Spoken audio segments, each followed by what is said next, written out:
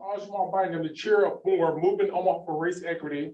The organization's been around for about 10 years, and about 3 years ago, we changed our name to MORE, which deals with race issues and anti-racism. We're probably the only organization in the state that are a nonprofit. We talk about racism in a very explicit way, because most people kind of say diversity and all this other stuff and subterfuges. And we say, no, part of our problem is we have racism on our side, we have sexism, we have all these isms, and sometimes we have to call it out. So we've been doing that in the last couple of years. We've been hosting on Zoom meetings, a lot of conversations and things about issues in the community. We've done a lot with First United Methodist Church, and they used to provide a lot of food for the participants. We have anywhere from, as we know, 50 to 100 people or more up there, did a lot of events. And so this is our first event we've done where we've done something with Fabric Lab, and they allowed us to meet here. We wanted to decide to do this kind of event tonight. With me is Terry Crawford, who is in Black Studies, has a law degree. And we had a conversation a while back about the lack of engagement of people about legal issues. I was on the board of ACLU, so I disappeared from there for a number of reasons. I'm public about it. And I don't tell no lies, and I tell the truth about all this. And also I know legal aid from way back. And what I found out, and I worked for Douglas County, racial ethnic diversity coordinator there for 3 years, and that was probably far the worst job I had in my life. And it was torture because they couldn't deal with racism, white fragility, even though they knew who I was. And again, when I say public, I say private, but one of the issues I discovered working downtown is that there was a gap between what happens in the county attorney's office, public defender's office, and just our community have no clue about what's available on a grassroots level. And so what we decided, we were talking, Terry and I, how can we come together, talk about some of these issues in a formal manner, and then what comes out of it, we don't know, but at least we facilitate this. Terry knows a lot more about the law and issues like that, and so she's going to come a little bit more from a different angle, and we're basically co-facilitating a roundtable discussion. Our agenda, we don't know again what's going to come out of this as much as we want to have the conversations of institutions, and for example, we invited Legal Aid, and they're here. Murray Haney's here. Rose is here from ACLU. We also invited 2 African-American professors from from UNL, and the guy who's the head of the, I think his name is Corey Taylor from the Minden Bar and so on. No response, no feedback, nothing. There's a woman at Creighton News who deals with issues. Yolanda, Mrs. Summers, Dr. Summers, she's also no feedback. I sent an email and call, no feedback. And so my point is, our initial conversation is how do we get more people of color to deconstruct the legal issues, and how do we know where to go to? And at some point, if we did something like this once a year, we can help people who are so frustrated with the lack of legal representation, yada, yada, yada. So that's who I am, and I'm going to turn it over to Terry and let her do that, and then let we go around and introduce. And this is on Facebook Live. It's also on our Zoom, and we record it and we post it. So anything y'all say here, I don't have a law degree. I can't defend you in the court if you do some libel slanders, but I want you to know everybody can hear what we're saying. Okay. So Terry. So my name is Terry Crawford. I think I know everybody in the room. I have known Ajmal for some time. I'm in the Black Studies department. I've been teaching in Black Studies for about 17 years. I teach a class called Law in the Black Community, so it allows us to have these conversations that we want to have tonight, and hopefully conversations that we can continue to have in the community. One of the things that happened over the last couple of years is that we came into possession of Undesign the Red Line. As a result of that, then I was also hired into the position as community fellow on having these redlining conversations, which of course is about race in not just Omaha, but race across the country, and how we can tie all of these issues, even the legal issues, especially the legal issues, to particular redline areas across the country. So when we had an opportunity to talk, I'm like, this is a perfect chance for us to talk with these 2 organizations and the others who were invited, so we can talk about what we need to do in the community to kind of bridge the gap between the organizations, because we're doing that at the university. At least we're making an attempt to do that at the university, kind of bridge the gap so that the community can become part of the conversation as a whole. One of the things you and I also talked about it, and I'd like to pose this once we get there, is this idea about movement lawyering and being involved in social movements, because that's not anything that they teach in law school. At least I never learned that in law school, that lawyers should be involved in social movements, and that the law is just a piece of what happens in those social movements, and it's not the end all be all. So I connected with an organization known as Law for Black Lives.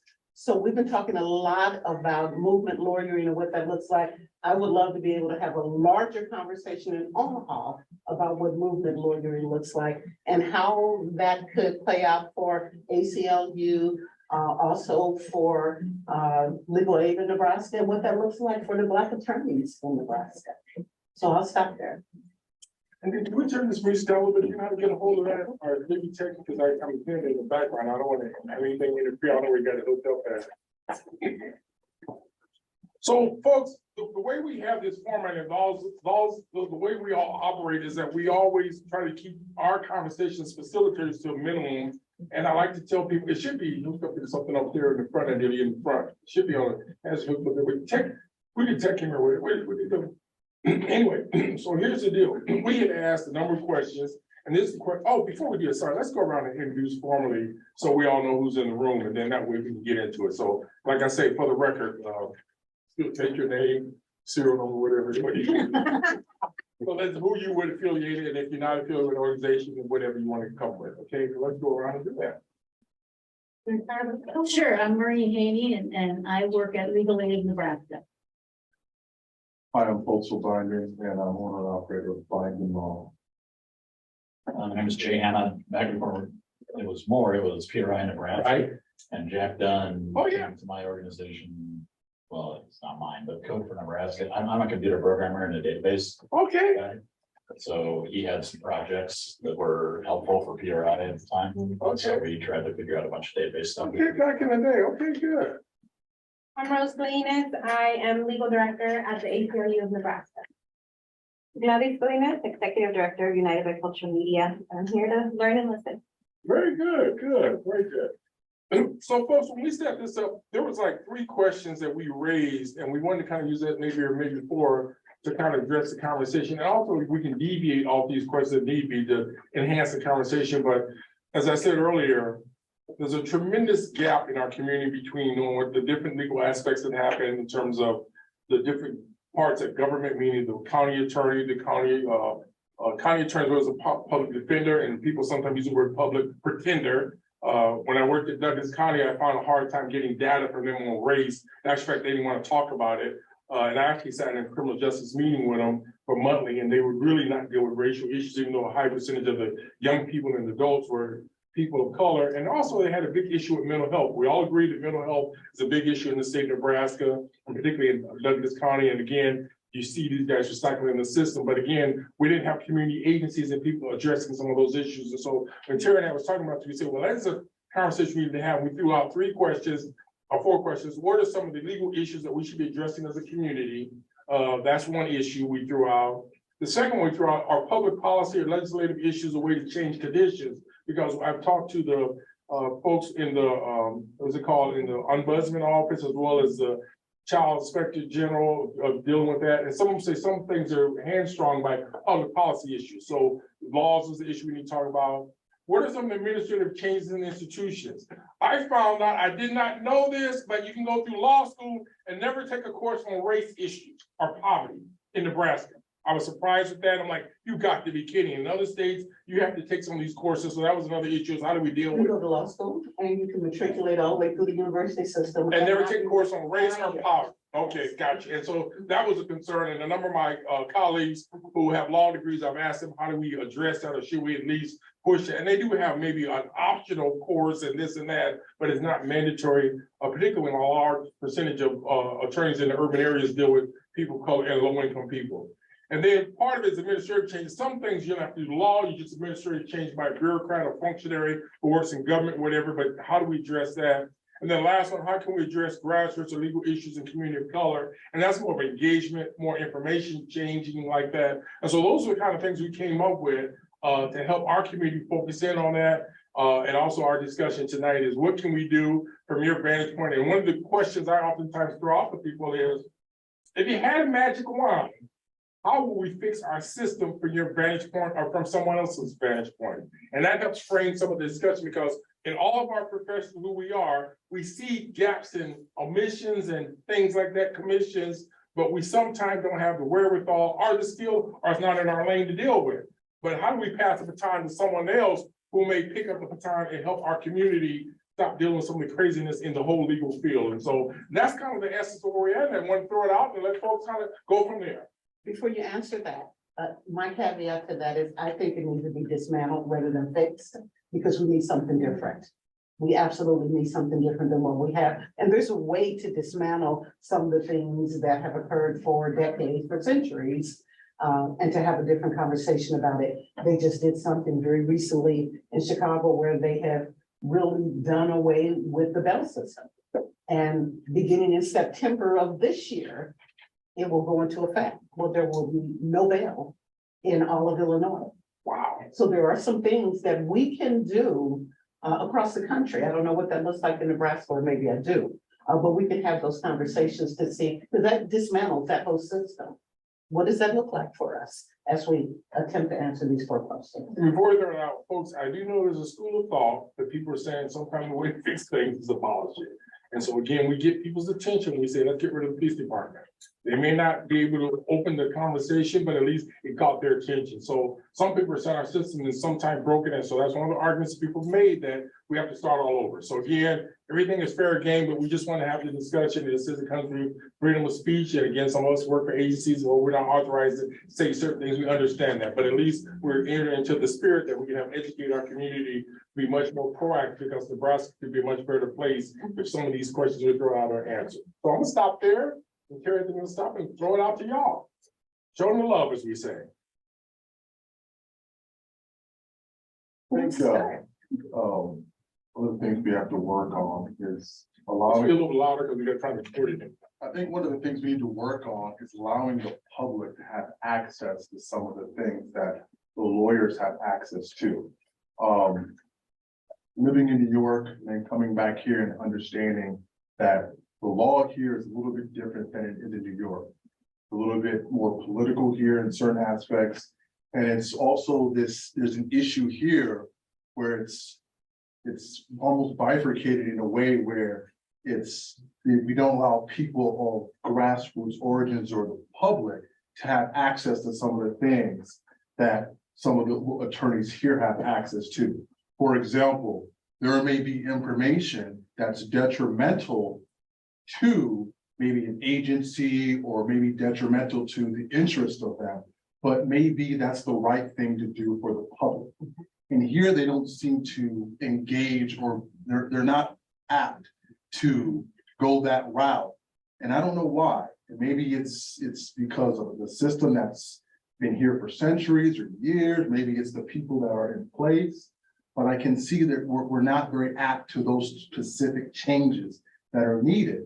And part of the reasons why I wanted to come back here is to see if I can change that wheel, be able to bring people together in the law, in equity, and in social justice, for us to have all these different areas where we can kind of attack, whether it's employment, whether it's housing, whether it's education, whether it's political movements, whether it's voting. We need to be able to be on one accord and be able to have strategic attacks on how these things are going to benefit the whole in terms of our community. So that's one of the things I have seen that has been different from my practice in New York and my practice here in Nebraska, specifically Omaha. Just real quick, I also want to make sure, since we talk about racism, sexism, all those things. So those are other issues that impact people. And so those institutions also need to be challenged in our state. Other feedback, other reactions. Thank you for mentioning that. Before we go on, I just want to say everything you described, that's exactly what movement lawyering is. We have to roll up our sleeves and get involved in the grassroots movements and really put ourselves in proximity to what is happening in the community. This is not anything new, though. This is what Thurgood did. This is what Willie Gary did. This is what Pearlie Murray did. So we have a blueprint of what that looks like, but at some point in the legal profession, we got away from being social justice revolutionaries. It just doesn't happen, particularly in this city, in my opinion anyway, it doesn't happen. But we have the blueprint for it, and we just need to get back to it. Other feedback, other reactions, other comments, open up, this is like the grassroots way to say anything you wanna say, for the record, so. I think one big issue going off of that point is we're missing a lot of data on laws that are being passed. I think a lot of the problems that we see at the root of it are laws that are being passed in our legislature completely ignoring people of color. Wow. And that's because they don't listen to the advocates that come and present on data. But one thing that several senators have introduced in the past couple of years that I've seen are called racial impact statements. Mhm. So you all are maybe familiar with what fiscal statements are. Every bill has a certain amount of money that's allocated that would require the state to allocate to that law being passed. And one thing that Iowa has done is attach racial impact statements to every law, so you can see and break it down. How much is the Black community gonna be affected by this? How much is the Latino community, et cetera, et cetera. Every time it's introduced, it's not prioritized. It's not being moved. So I think also putting pressure on our legislators to pass that, first of all. I think Senator McKinney has championed the issue, Senator Vargas has, but it hasn't moved and it's still pending, so we can get it moving hopefully next session. But that data I think is just crucial, so then they can't ignore our race issues anymore. Appreciate it, thank you. Other reactions, other feedback, thank you, I'm making notes too, by the way. McKinney has been revolutionary on that issue. One of the things he has said and that Justin has also said is there are some bills that is an easy conversation, and race is not one of them. So when those bills come up that are easier conversations, the rotunda is filled with people. But when these come up on racial impact and other issues that deal with race and those other isms, then we don't get the masses in the legislature to help support them as they're making that argument on the floor. So I think we, again, have to have a conversation. How do we rally the forces in the community to make sure that we have those individuals down there in the rotunda when we are talking about racial impact statements and other things that have a direct impact on how we're living our lives in certain zip codes in the city? Oh, just a quick commercial, we have some water over there, popcorn and some energy bars, if you want to help yourself to that, it's part of our more agenda of this, y'all feel free there. I was gonna raise a different question, and this is one of the questions I get related to this is, even though we're talking about legislative issues, we're talking about agents, so on, I'm of the mindset, I like to get rid of equal opportunity commission. And because I say that, because people go there, and I wonder how effective they are if I write them letters or I ask them for stuff, if they go there and they buffer, okay, or if they have a director, and I hear from grapevines that they push back on race issues. In other words, any organization's worth their salt should have an annual report, they should have data, they should have this. And when I ask for the information, I don't care which department it is, education, as a public who pays taxes, I can't get it. I'm like, do they really exist? Or did the mailman deliver the letter to the organization? Again, I'm just asking basic information. And when I see that come at me in a certain way, or they ignore you, I'm not gonna mention organizations by name, you know, you name them, Community Alliance, I'm gonna mention a lot of community, you know, different Habitat for Humanity, you write the directors, they're on my back. I'm just saying at some point, those who are the public support, police departments and fire departments, people helping us, if they can't write back just to give us data, how do we help each other? So part of this conversation is, if we have transparency and accountability, and we're doing good work, we should be able to brag about and talk about it. So one of my concerns is I'm gonna use the abolitionist role a little bit, because when you don't have to worry about your paycheck coming in, you get to say all the kind of stuff you want to say, and that's what we need more in Nebraska. I'm gonna stop here. Other feedback, other reactions. I don't want to hijack the agenda because there's other folks who haven't spoken. I want to give everybody a chance to say something. So can we talk about how these organizations collect that data and how it's made available to the public? Both of Sure. those. So we collect we collect a lot of data. We collect data by zip code. We collect data by gender. We collect data by race, by age. I think that covers it. I might be missing some, but I think that covers it. And we're happy to make that data available to the public. Very quick question. I asked this question. How many people do you serve, St. Louis Rose? How many people do you serve in a given year or a given month? I have no clue. Well, can we throw some numbers out, or is that a fair question? Sure, so we get we get about 2,000 calls a month. Oh, wow, did not know. We got 50 attorneys. So Okay, you can do the math, okay. you know, in terms of what the need is and what our resources are. Gotcha. So, yeah, that's a lot of calls. Okay, Rose, can I ask you the same question? Yeah, much smaller, although now we partnered with Legal Aid, so now we process intake actually with Legal Oh, Aid. okay, got you. So that, and we just started that process this year.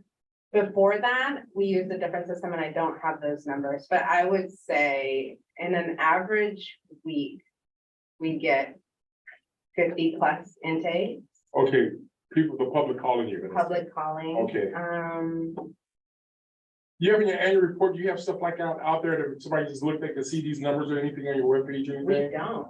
Can we do that? Is that asking too much?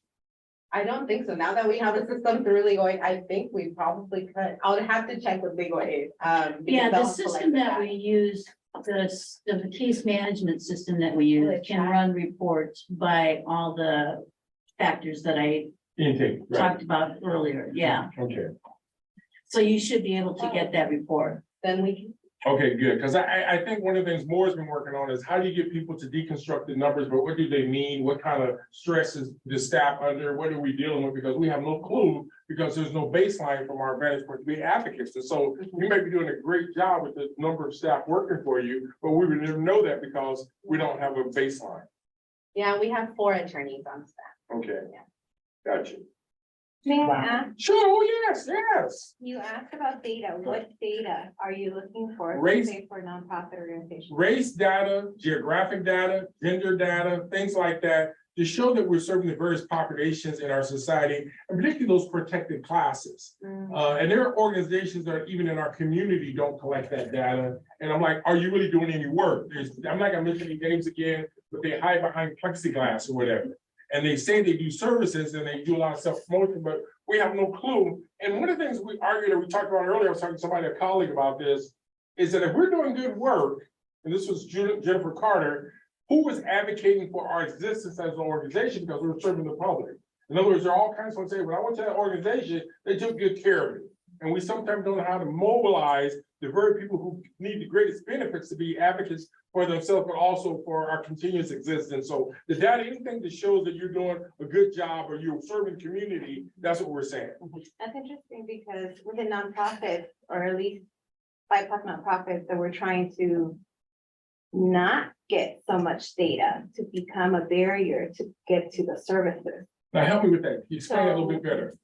From our understanding, like government grants, Right, we ask a million questions for them Right. to understand all the demographics of the individuals that they serve. right. So now the mentality of more liberal, progressive nonprofits, we're in the process of saying, we don't want barriers, we don't want to ask so many questions, so therefore we can still serve you as a person. Right, And then we just count the one person, for example. okay, And that's the counter, I guess, thought process of nonprofits now, because we're starting a nonprofit, we're understanding data, we understand the necessity of data.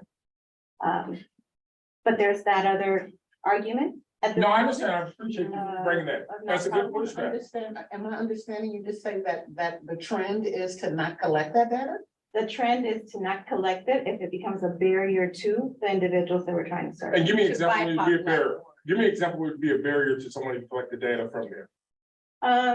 Let's say sex, if I ask for sex, it could be considered a barrier if somebody doesn't want to disclose their sex. Gotcha, Race, why do I have to disclose my race Right. if I just want to get served? right. So So we probably would put them as other, or, and the reason I said in Right, table right. talk, we used to ask people their racial background, because we were trying to integrate all the places. And there were some people who didn't want to say it. You couldn't look at them and say, okay, you look this way, but I don't declare, we're okay with that. But at the end of the day, how do you know what you're doing and who you serve if you don't have any data? You know, in other words, why is the ACLU better in Nebraska than maybe in Iowa, or how's legal services in Nebraska better? Because we gotta have something to know comparative analysis. Yes. But I hear what you're saying. And I hear I'm what you're saying. understanding what you're saying. I hear I'm what just- you're I'm saying. just And trying down to- the road, that becomes part of erasure. Then Right. if you don't have that data as to who you serve and how much of the Black population came to the ACLU or to legal aid, what services did they receive, and what impact did it have on the lives of those that have been, because I'm always using a redlining lens, that have been historically redlined. So if you don't have that data, then that's part of the erasure that is now happening to our history in this country. So I am very skeptical about that. And in fact, I think it's a horrible idea to not ask it, because the barrier is if you don't have that data on the back end of it. That's the true barrier, in my opinion. Right, no, it's all good. Other feedback, anyone else, anybody else? I want to increase the conversation here. My ignorance of legal matters is almost total. No, I'm ignorant too. I'm just here front and I'm faking it today. Okay, but any comments, any Well, I've feedback? had a long-standing concern about the bail system, how it works, and every time this is just a personal concern of mine, every time I've read about how it works, I can't believe it seems an injustice. So I'm fascinated. I did not know that Illinois, I was looking that up on my phone, that Illinois, so I need to go research how Illinois pulled that off. Illinois is doing some very progressive things in addition to this bill thing. They are the first state in the country that established a reparations fund and has already distributed from that fund. No, they gotta help me out because I'm kind of slow and I went to the public school, so I didn't know how to read good. Going, there's a little joke there, but when you say bail, it means technically you're supposed to get out without paying a lot of money, right? Because you haven't had your trial. You follow me? So if you're poor and the bill is high, you're not gonna get out, am I right? Right. And that's the issue with the Latino woman who they said had $1 billion down at the county attorney. That whole issue that Ben Salzar was fighting about, okay? How does she get this? And then people who did the actual killing of the person, his is lower. So that's unfair. That's, okay, so that's the bail thing. Okay, got you. Because most of us don't understand how the bail process works. Well, I don't think I do either, so, and a lot of that money is forfeit, even if you do. What do you mean forfeit? Well, If you don't show up. it Yeah, is if you don't forfeit. show up, it's forfeited, so, or depending on the offense that you're arrested for, if it's a drug offense, they'll confiscate funds. And that money gets forfeited to a particular fund to the state. And who gets that money after? The state gets the money? The state gets some money, it goes to a particular fund, probably to support more police. If I have to use a bail bondsman and I do show up at court and I'm found innocent, I still lose. How do you lose? No, We don't have bail bondsmen in Nebraska. no, They you do don't, cross the bridge, but we don't have them here. yeah, no, you don't lose your bond if you show up. It gets released to you. Okay. the whole After thing. they take some fees out, it'll get released to you. Sure. Wow, did not know that. But I think the process in itself, just the process of having to go through all that presents problems to the individual who has been accused, right? It's not necessarily about the money, it's about the things, the hoops they have to jump in order to get out. And if it turns out later that it wasn't a situation where they should have been in there, they may have lost their job, they may have forfeited money, they may have been behind on the bills. So it's more of a social issue that can kind of just metastasize after just one thing of, having to put that bond up. And I don't think we understand that, or the public doesn't necessarily understand that it's just a money thing. So it's more than just money. Right, Wow. I just don't want rich people to have a much better experience. That doesn't seem like a very. Well, they do. Well, They do. I- It would be safe. I Absolutely. hear what you're saying, beyond the money. Sir, did you want to say something? Like, came in? I just saw it online and thought I'd stop in. Well, you gotta say your name, something, because My name is Kurt. Okay, we recording everything. We make sure everybody here is not working for the CIA or the FBI, so we try to be cool, like, man, we're all family here, so we try to be good. Appreciate you being here. Yeah, And this is one of the first time we've done something like this, and our goal is to continue these conversations and put it out in the public on Facebook Live and Zoom and on our webpage, so we can talk these things out and help educate our community about all these things. I had no idea what I was walking into. Well, no, you walking nothing but a room of love here. It's all good, y'all. So what I'd like to ask, because there are certain programs that exist right now, both at ACLU and at Legal Aid, that impacts the community that I serve, I think more deeply than other parts of the city.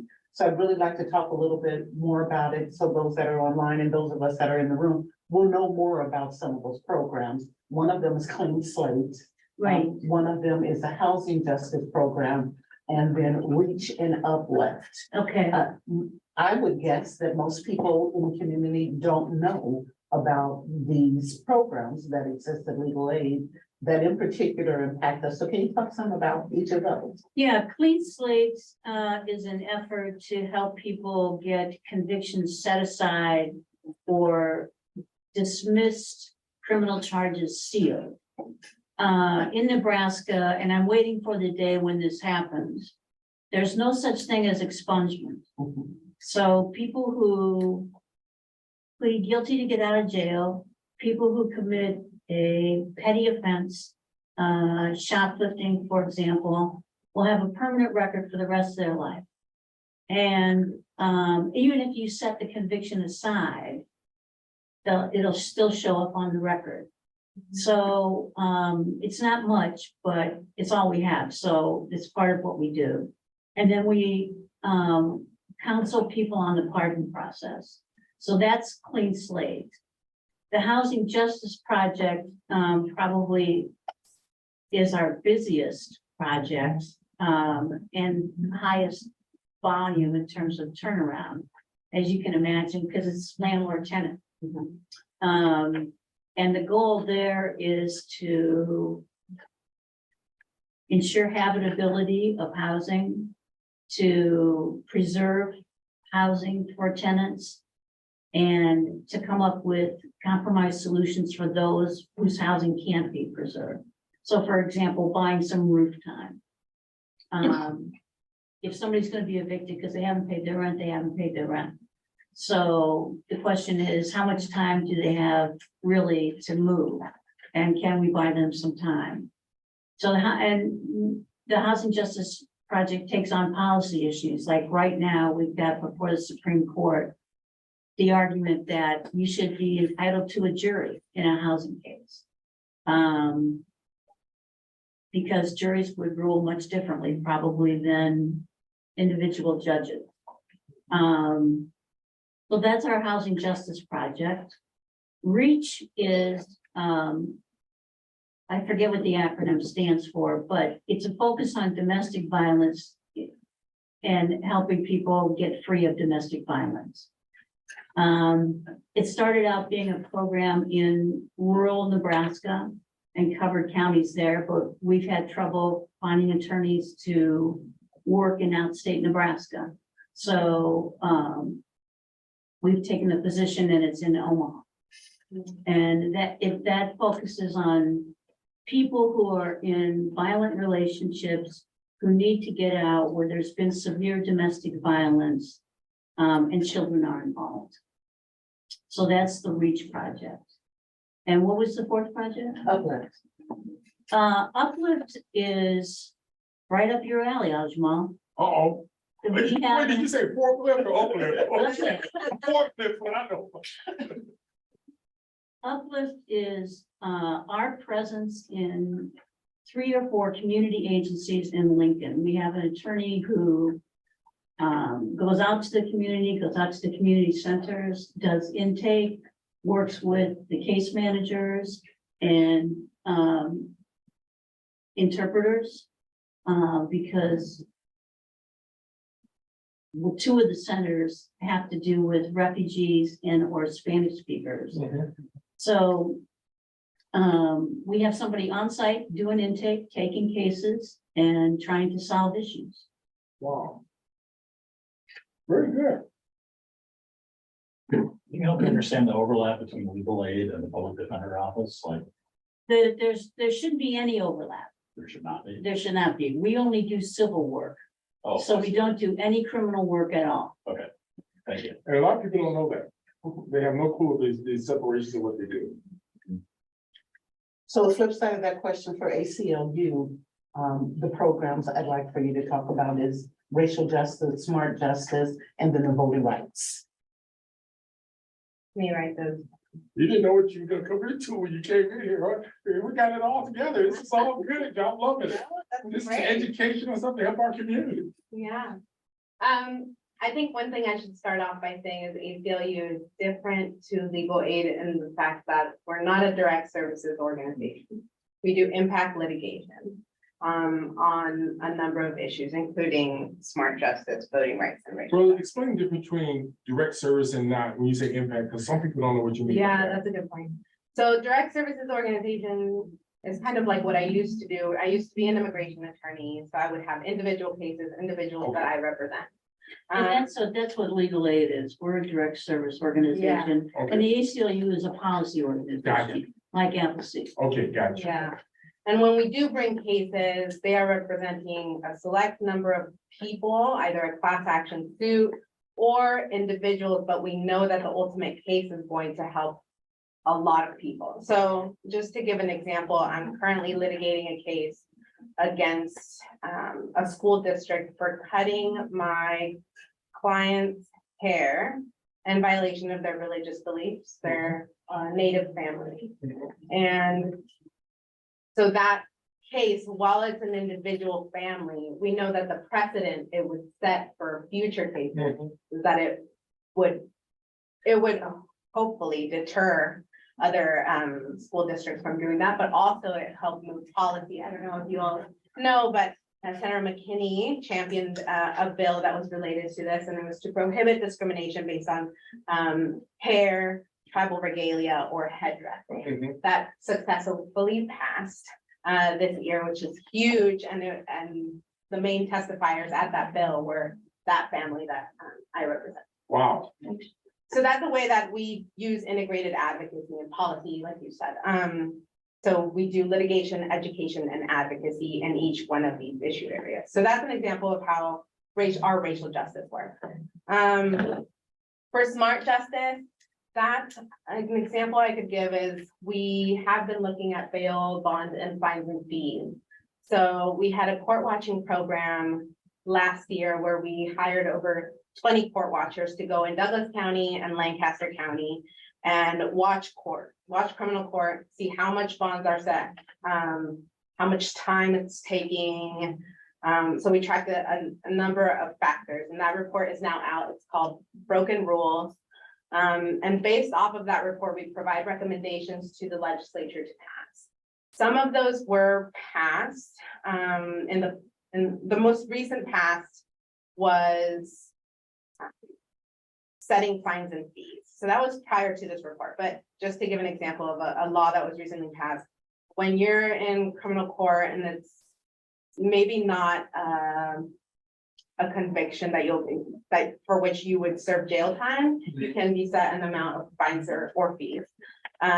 So now, because of this recent law, the court should consider your ability to pay and how much income you have in order to pay. And that's what we were watching in court. I don't have those findings memorized, but they're in that Broken Rules report. And we're actively looking for cases with public defenders to try to see how we can reform that system. Rose, quick question then. So you're saying if somebody comes to court and they're low income, you charge them according to the ability to pay on their finance, like a sliding scale is what you just said. That's what they should be doing. And they're not doing it. So No, what are they doing then? they're just asking, they're not even asking. Some judges are straight up not asking, or at the end of, once they've gone through the whole spiel with the defendant, they just say, all right, if you need to set up a payment system, just go with the clerk. But they don't even inquire, are you paying child support? How much money are you making? Do you have a job? They're not asking any of those questions. And this is in Nebraska, and Douglas County, and in the whole state. Wow, And yeah, Well, it's definitely in Douglas County. wow. so that's an example of smart justice work. On voting rights, let me try to think of. I don't do voting rights. I haven't done voting rights recently. But one thing we're pushing policy wise, many people will be familiar that in Nebraska, we have a law which once you've been convicted of a felony, you can't vote until 2 years after you have after you have completed your sentence. And so we're trying to do away with the 2-year waiting period as one step, but ultimately we want to do away with the fact that you shouldn't have a restriction on the right to vote if you've been convicted of a felony. So that's work that we've done, of course, with Senator Wayne, who has successfully passed it before, but it was vetoed by the governor. But still pending before the legislature. Very good. Rose, can you also talk about, what ACLU does with police practices under that initiative, I guess? Yeah. We know that in particular zip codes, we are oversaturated by policing, lots of arrests, lots of incarceration that come out of our red line impacted area. Yeah. So can you talk a little bit about, what ACLU does on that part of it and how, the community can be involved in that process? Yeah. Police practices cases, we do it in a variety of ways. Police practices work, police accountability work, I think is what we call it. So I've litigated individual cases for excessive force by Omaha Police Department. We've also, so we take individual cases and encourage people I don't think we get enough intakes from people of color who have experienced this, because I look at the intakes and I'm looking for cases. So if you have endured that, please contact the ACLU, because I would be interested in taking up a case like that. So we do those, I've done those in the past. We've also, in impact litigation type cases, after the murder of George Floyd, there were protests obviously in Omaha, and we litigated a case on behalf of an organization that was organizing protests at the time, and they were being corralled and mass arrests were taking place by Omaha Police Department. We filed a lawsuit. We were able to successfully change the Omaha Municipal Code to ask for specific warnings prior to any mass arrests or corralling of people. So that's part of it. And then other police accountability work. Most recently, I published a report or authored a report on racial or anti-bias training. Prior to Senator Chambers recently prioritizing a bill and passing a bill, we wrote a report to track whether police departments were taking anti-bias training. And anti-bias training, for those who don't know, are like flashing a picture of a Black individual and a white individual, and who you think is, the question could be like, who would you be drawn to, or who committed the crime? And just doing that constantly to see if you have a bias. And we found in that report that not a lot of law enforcement agencies were taking anti-bias training. It's not required. It wasn't required at the time. And one of our strongest recommendations was to require it, to make it I think it's a 2-hour training requirement. Senator Chambers read a report and graciously championed that bill, and it was recently passed. And now all law enforcement agencies have to take anti-bias training. So that's some of our work on police accountability. Okay. Yeah, And then one other piece, I know that Terrell also brought up in this legislative session about the Giglio list and making that public so that individuals would know when police officers have several complaints against them, or if there's been disciplinary action against them. Lots of pushback from police and others in our community, as you may have guessed, something like that would happen. Is that something that ACLU would take up or has taken up or have had any conversations For a with, lawsuit or to support? to support making the list public? I'd have to check back, because obviously in my personal capacity, I would support it, but I have to check what the ACLU's policies are on that. Yeah. I'll get back to you. Okay. You know, I got 2 questions that just came out of this conversation, and I think they're crucial or helps deconstruct some of the conversation we've had. How many attorneys in Nebraska or in your circle you know of who are attorneys of color, Latino and African Americans? We invite the Midland Bar guy who's the head honcho. He didn't respond, but my point is there 2 Black attorneys in Nebraska? Is there 3? Is there 4 Hispanics? I have no clue, because for the most part, we don't see a high visibility of them. I do know every year Creighton does something with some group down there. They've done something in the past, but do y'all know any numbers or anything? Is there 10, 15, 100? Is there any numbers? No idea. There's two in this room, right? Right? Look, they're looking it up right now. Rose, did you know the Hispanic or the Latino Chicano attorneys in Nebraska? I want to say I know all of them. But how many are we talking? And no more than 15, In the whole state? Did you say 15 or 50? 15. Okay. So that's a concern, and the reason I share that is because at Creighton University and the University of Nebraska, they both practice a level of apartheid historically and how they have not always integrated our communities into the legal, the medical, you name it. Again, I use the word apartheid because you just look at data, and at some point, if we believe that all people are equal, there should be some proportionality, and if they're not, we should have a good explanation. But if you don't have people of color in certain positions, then those communities suffer. And I say that emphatically, looking at the data and so on, so that was it. And then the second question I asked, and again, Murray, I'm asking this of you and Rose, is I know that you guys alluded to the stuff that you do. Do you have any funds, or do you do any outreach in terms of education stuff? Because there's some stuff that I heard today for the first time. I've been working for 45 years in these areas, and some stuff we should all know as practitioners or community people, but do you do any funding or money related to the stuff that you do your program? Do you have money for your outreach or your, meaning like publicity? Because most people I think don't know what we just did today, meaning this conversation. Not much. We don't have much. I mean, we've got a pro bono development group, when that's Emily, who you met today. Okay, And she does outreach largely to firms, to, corporation firms, yeah, law firms. yeah, to recruit volunteers for her clinics. Okay, got you. Yeah, so, she does that, but we don't have a lot of money for outreach. I mean, typically what we would need probably is a grant specifically allowing us to, Get the information out, what you just said, what you said today. right, Rose, where do you at on you guys, ACLU? I think we have a strong social media presence. I don't think we need an organizer, to be frank. Well, when I was on the No. board, they had promised they were gonna do that. It never happened. I'm very angry that it didn't happen because in my history, and again, I don't be disrespectful, the ACLU and other states do a lot more with community grassroots. In Nebraska, I met some of the ACO people because I was on their board, but in terms of walking around our community, no disrespect, is what they're about. We should be like hand in glove, white on rice. Right. And again, I don't say that disrespectfully, but when my colleagues from California tell me their story, they're all over the place. And so Yeah. again, part of it is you can't do this kind of work without having our community involved. So Or unless you have literally the attorneys here, Right. and that's not realistic for our small staff. So no, I hear you.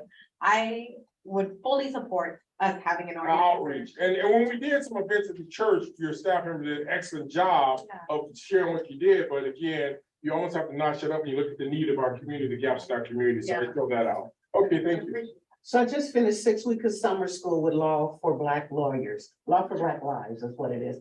This was part of the conversation for that entire 6 weeks, and how do we connect this gap between community organizers and grassroots workers and the legal profession? Yeah. And it all comes down to proximity, and I know your numbers are small for attorneys that are in your office, and yours in comparison to the number of cases that you receive is also very small. But I think again, it's gonna have to come down to, yes, and I'll say not but. It has to come down to proximity to the community, and how do we continue to have these types of conversations? So talking to those groups of attorneys, when everything happened across the country during George Floyd, attorneys in Chicago, in Charlotte, on the West Coast, on the East Coast, they were in the masses with the protesters. So they were there when the police showed up. They were at the police department when people were getting arrested. They were in the courtrooms because a lot of them had night court, right? So the attorneys were there on the ground, boots on the ground. I know we don't have those numbers in Omaha or even in Nebraska, but we have to make that connection with grassroots and not expect that the community is gonna come to the organizations, because it's not gonna happen. Yeah. I think we have to come to the community. There's a pregnant pause here. Somebody want to say something? And I think here, more so, we don't have the attorneys of color, Black attorneys, things of that nature, that are willing to come to certain things like this to learn and to be one in hand with the community, right? A lot of the attorneys that are here they will maybe go get a job, practice law and do some of those things, but there's no social justice piece to some of the things that they do. And I see that being an issue because of just the nature of this work, right? Whether you're in public policy, whether you're in direct representation, I mean, you have to have that sort of piece if you want to be a part of changing the narrative. I don't see that here, and I don't want to blame anyone in particular, but maybe it's just how it's acculturated in this city or this county. But I see that being a huge issue because we can't continue to push back if we don't have the right people in place, right? Whether you're an attorney, whether you're a non-attorney, but we have to work hand in hand to push that narrative and push that envelope going forward. And hopefully things like this, right, bring us together, whether you're on Facebook Live, whether you're on Zoom, or whether you're in person. And I'm happy that you were able to come here and you said you saw this on online. And maybe you can go out and tell one other person. That way, next time, right, we have you and one other person. And if there's anything that you may need, you know, ACLU, you know, legal aid, and I'm also a practice attorney here. So I think that's a start. Terry, you and I could be wrestling here today, but that's how it happens. One of the things that also switching up, again, I like to use the word switch up when you completely move the whole topic to something else. I work with, I'm not gonna name her name, Patty Zig, but she worked for a private corporation attorney.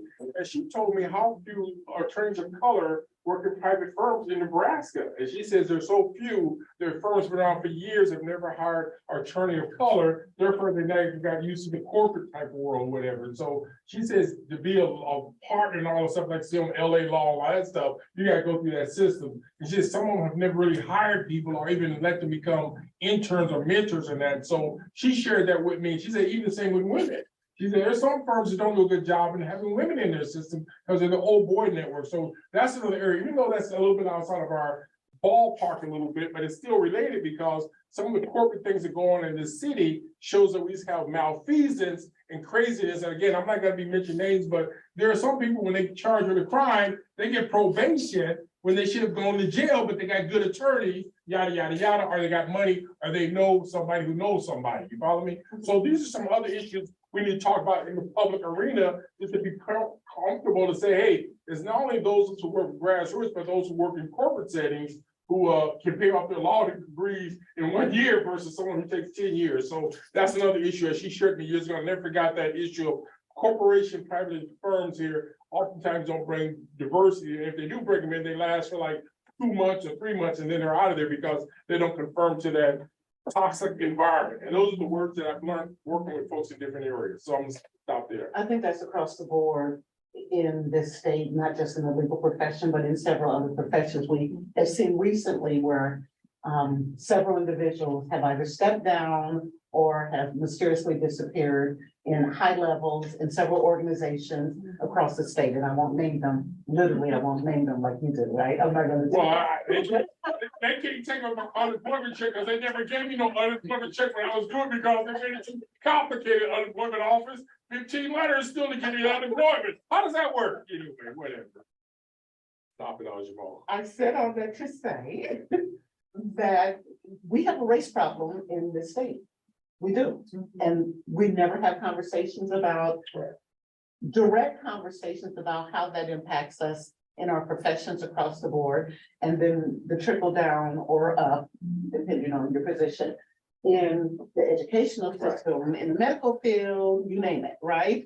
We have that problem in a major way compared to other cities. And we don't talk about it. So one of the things I'm really appreciative of is having the opportunity through the redlining exhibit to have these conversations in a predominantly white university where we otherwise would not be having these conversations. Yeah. So we can now fan out across the community, and the overarching, I guess, umbrella for this is redlining, but redlining impacts what the legal field looks like, right? What the profession looks like. what it looks like in my law school class. I don't know about you, well, you didn't go to school here, or did you? Nah, There were 3 Black people in my law school class, in the entire school. 3. And I talked to one of my students who was at University of Nebraska in Omaha. She's now a law school student at a university. And I won't name the university, but there's 6 now in the entire school. L1, L2, L3, 6 students. That's problematic. right, that's true, got you. Got you. No, I hear you, I hear you. You know what, as a facilitator, I always like to call on people, around, Manny, you didn't say a word, even though you're helping us out there. Is there anything you want to share? I always like to get. I like to listen and learn. Okay, I do that to people. If you don't know me, I'm like a facilitator, so I always want to make sure everybody has a chance to say something irrelevant, whatever. Okay, good. Anything else y'all want to say? Anything else, you know? Any other feedback, other things? I guess what are some of the things we need to do moving forward? What are some of the issues that we're going to tackle as we walk out of this room? What are some of the things that we're looking forward to? Maybe we can have something that we can think about, whether we can tell a friend, whether we can have it be something that's on our mind when we talk to our coworkers, our boss, or anything of that nature. What are some of the takeaways that we get to have after leaving this room today? And my way, that's a very good question for all of us to answer that. I would love to have that conversation with us just say before we walk out. Not just be like an academic or philosophical, but what can we do that we can pledge, as they say in church, a testimonial that you witnessed and said in front of other people that we may do as a result of this conversation. And I want to start off with one, and I didn't know where this was going to go, but Terry and I talked about at some point. I even talked to my man Timothy about this, that we may want to get the county attorney and the public defender out, because I don't remember, I've seen Don Klein once in my life in the community twice, up at when he ran for office, I worked for Catholic Charities, and then I think Levon Center did something over at the place Goodwill building about a couple of years ago. Other than in my whole life, I've never seen community.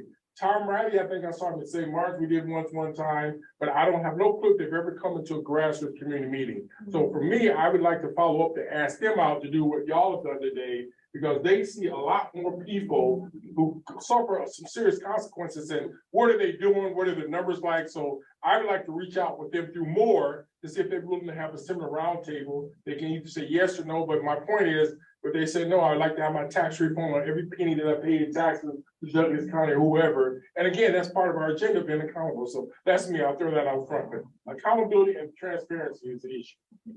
So I just throw that out to set the tone. Where is the redlining display? Did you say? this is- Right now it's at the Community Engagement Center on campus at University of Nebraska in Omaha. Okay. It was across the street at Union for Contemporary Arts. After COVID, the contract came to us in the Service Learning Academy. So it's on campus for the next 2 years, and we're 1 year into that too. Thank you. So to answer that question, I think it's going to be important for us to form relationships outside of the profession with like grassroots organizers, other types of organizers. Law for Black Lives coined it as lawyers and other legal workers. So that any community organization that's in the trenches doing the work, we need to form relationships with them. I don't know if you guys have heard or seen anything in the news about BAA, the Black Agenda Alliance. Terrell is a member of that alliance. They're doing some wonderful things quietly under the radar in the community.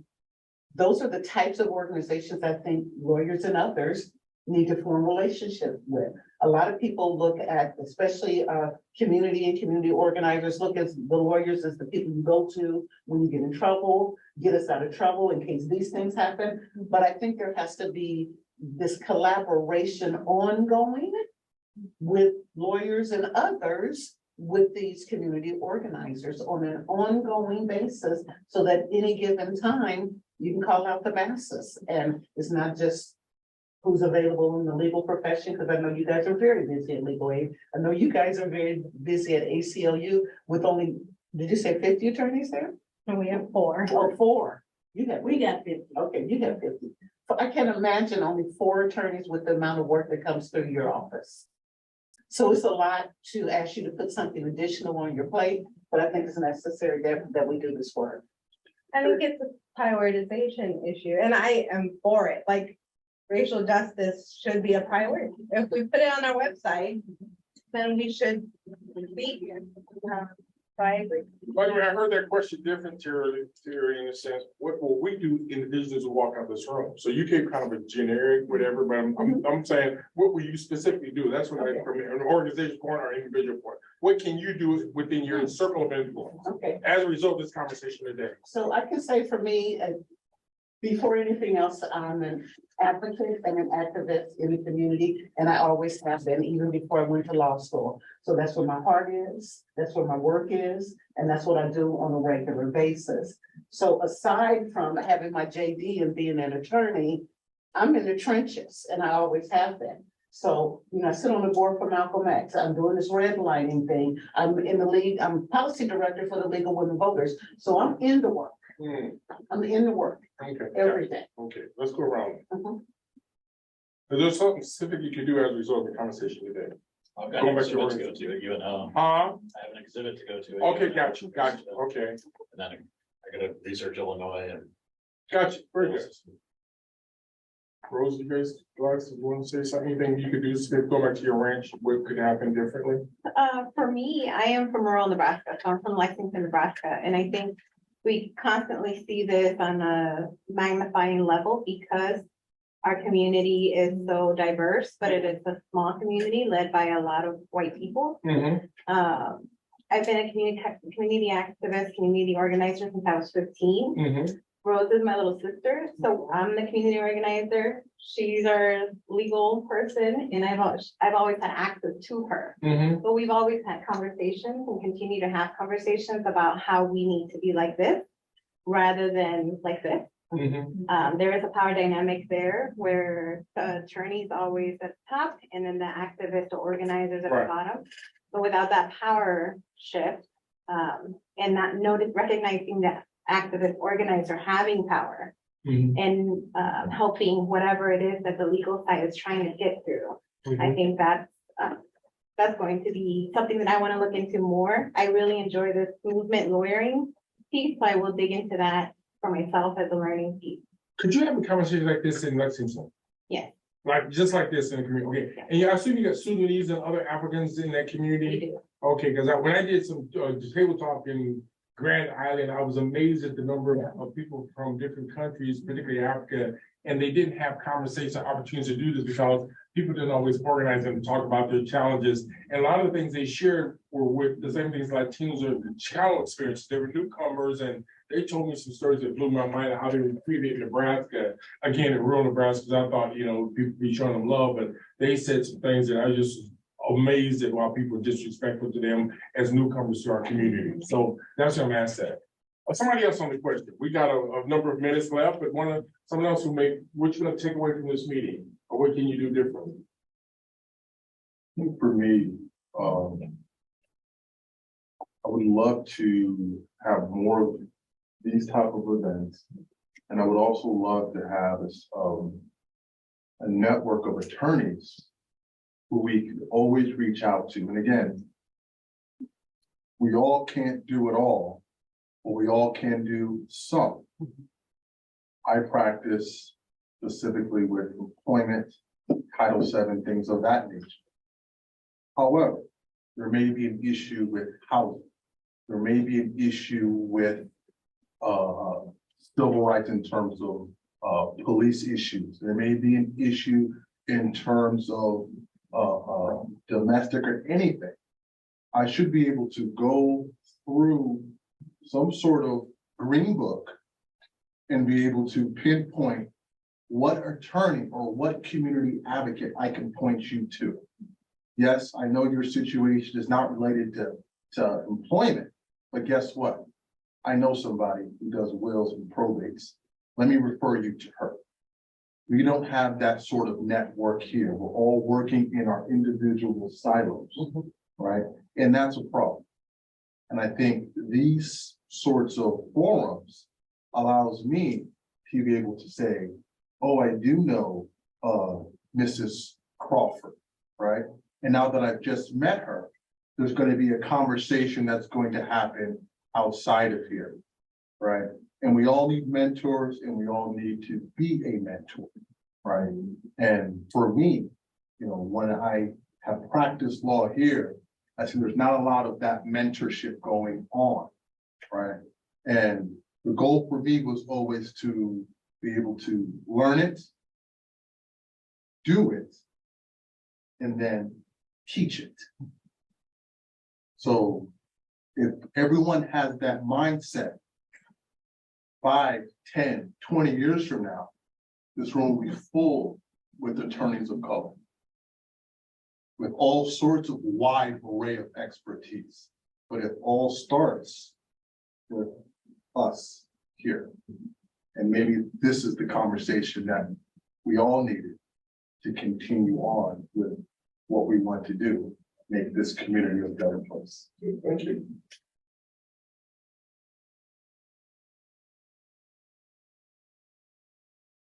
Did you want to say something? We always try to include it in the conversation. Okay, I don't want to front you off with that because we don't like to point to people and stuff when we're recording stuff and all that, but I always want to bring everybody to the circle so they can talk if they want to say something. Did you want anything you want to say about what you might do different as of today? Well, Back to the ranch? I've been sitting here thinking about it. I mean, I think there are a couple things. One, we need to recruit attorneys of color early in their education. And we're not doing that. If we can cultivate them early, get them in as clerks and or as paralegals or as whatever, there's a higher likelihood that they'll work for us. Anyone else want to say something? We're getting close to the end. I know we are right at the time. We still got some time left, but I don't, like I say, I'm one of those facilitators that we don't need to go all the way to our any point we can stop. But anyone else want to say anything for the good of the group? I like your terminology of movement lawyering. I've always thought of it as a community. I've always called it community lawyering, and I grew up obviously with an organizer activist and have always been connected more to organizers than lawyers because of that very thing of law school only having 3 of us, and then, you know, who else do you relate to? So, but I've only done it, my organizers, my network is in immigrants' rights and indigenous justice. That's how I identify. I'm both indigenous, I'm Latina. But I think from now on, I think I need to take that commitment now as legal director. That expands now to all issues and all communities, and I need to also prioritize our team's time into the community, because it can't just be me. We're hiring 2 new attorneys. Plug for anybody, if you know them, especially people of color, I would love to have another attorney of color on the team. But yeah, I will make sure that's a priority for our team, our legal team specifically, since we don't have organizers to do community outreach like I have been doing in other communities, but in all. Good, thank you, appreciate it. And can I just say this, and I will continue to bring up their name because I think it's worth bringing up, is Law for Black Lawyers. Law for Black Life is what it is. They have created a curriculum where they are putting movement lawyering clinics in law schools. So they bring all of their expertise to the law school for a semester and create these clinics. So we are cultivating these lawyers for movement and social justice while they're still in law school. They have it at Cornell, they have it at Berkeley and some other places. We certainly don't have it here, but I think it's worth the conversation that we can have them visit us here in Omaha, Nebraska, and have the conversation, and maybe ACLU and I keep wanting to say Urban League, but they can be involved also. Legal Aid can be involved, to have them come here and have the conversation, and maybe we can create our own clinic. Any other comments? I'm gonna close out if I can. Do you want to say anything? We're gonna close out before I can get my shameless plugs in and No, close go out. ahead. Okay. Thank you. Folks, one of the things that Movement in Omaha for Race Equity do is we're kind of an organizer, facilitator dealing with race issues. And one of the things that we do is this kind of event, but also most people think we have a major budget. We have a very small budget. We have no executive director. So we do a lot of this stuff as volunteer board members. And again, we're trying to always raise money and also get organizations to help us do their work by us doing the outreach for them and bring more people together to do this. So I feel that as a shameless plug, that more is trying to deal with race issues, diversity training, but also to talk about racism and sexism and the kind of issues that impact our community and our state. And so we're the one of the groups who's gonna say that, but everything or doing a transition is that we're gonna have some other events going on. Just recently, we developed a program, Salalo, called the South African Project. We're gonna have an event on Monday morning from 11:30 to about 1. We have a person named Mirapella Letabele, who's in Botswana, but she's familiar with the issues of the patriarchal system, women's issues. And so she's gonna talk on a Zoom meeting. Go to our website, sign up for it. She'll talk about the issues that women face in Southern Africa, deal with their oppressive situation. And she talks about how sexism in that system is just as bad as racism, and how does it relate to what we do in the United States. We're going to be working with the Women's Fund of Omaha, and we also work with Inclusive Community to talk about race issues and women's issues. And as I used a metaphor years ago, my late wife, I asked her the question, which was worse, racism or sexism? She said, well, how do you want to frame it like that? They both cause the same thing, so it's kind of a faulty paradigm. And so, and as I start to learn more about that topic, they have the same impacts. And so we want to maybe talk about that Monday on the 24th during the luncheon meeting and give her a chance to talk about the things she faces in the African countries and so on, and how it relates with women of color experience or women in general. And how do we bring men and women to talk about our oppressive capitalist system that relegates women to these classes that they experience throughout the diaspora and our society. So that's a shameless plug for that. And you can go on our website, more Omaha, to sign up for that. And then the second thing that we're working on is I just recently discovered Bell Hooks. I knew who Bell Hooks was from a book she wrote about love years ago, but I just started to read a lot about her other book, Companion, and so on.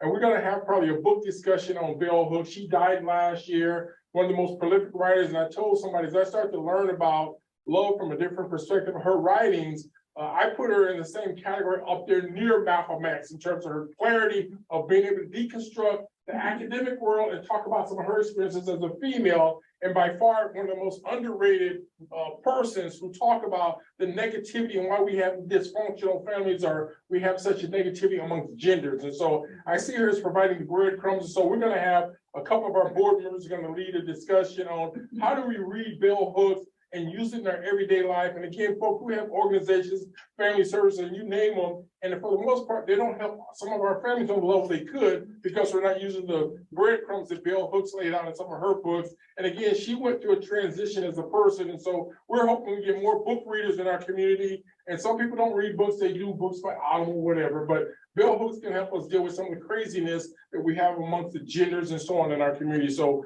join us on that one by going to our website. We're going to do something at North Star on the 2nd of August. And again, it's the same kind of format where we'll let people share their experiences, and particularly being driven by women, that those of us who are men can learn from them and also understand how is it that some couples can stay together for many years and others do not. And I think Bell Hooks offer a lot of that through her writings, and she, like I said, a prolific writer. So Bell Hooks is a person to read about and to understand some of the interpersonal dynamics we face as humans, and why we sometimes have some of these gender conflicts in our society. So I throw that out. And then the last point, more than anything, is we're always saying to folks, if there's some issues out there that you would like more to help you with and to facilitate, part of our roles, we're the facilitator. We have no skin in the game, meaning where we're not going to be scared of somebody to call them a racist or fascist or whatever, because again, you can't sue people when you tell the truth. As the old lady said, if you keep telling the truth, I can't stop you from talking. So my point is that we got to have much more of us in this agency be courageous watchdogs for the underserved and those who are the marginalized in our society. As the U.S. Catholic Bishop says in years back in their book in their pastoral letter about the poor, we should make sure that they're taken care of first. There's a preferential option for the poor in our churches, and oftentimes that doesn't happen. So one of the things that we bear in mind is that at the end of the day, we should be about showing the transformation, so that when years to come, the generations to come, they will know the breadcrumbs to lay down, so that some of the issues we're talking about today will not happen. So on that note, I'd like to thank you for being here today. This will be on our webpage. Yes? One last thing. Yes, one last thing. I want to make sure that I also plug Undesign, the Red Line, and also Divisible. Divisible is a documentary that was created by Red Line in Omaha, Nebraska. We had the premiere last weekend on Saturday and Sunday at Vincent Theater. It will be premiered again in the community on the 27th of July at Culture House, which is right down the street from where we are. It is a must-see regarding redlining in Omaha, Nebraska. It features lots of local stories, including my own regarding my son who died from asthma in a red line area as a result of the contamination in the community, how we were being poisoned and everyone knew it. So it includes that story and several other stories. And there will be other opportunities for it to be viewed in the city, but we've also been accepted at a film festival. So this is really gonna take us to a national platform to tell our story in Omaha, Nebraska. I am really happy to have this opportunity. And then please schedule a tour. Come to the tour because we're in an A area right now. And you'll know what that means when you come to the tour to have the conversations in an area where they really need to be had.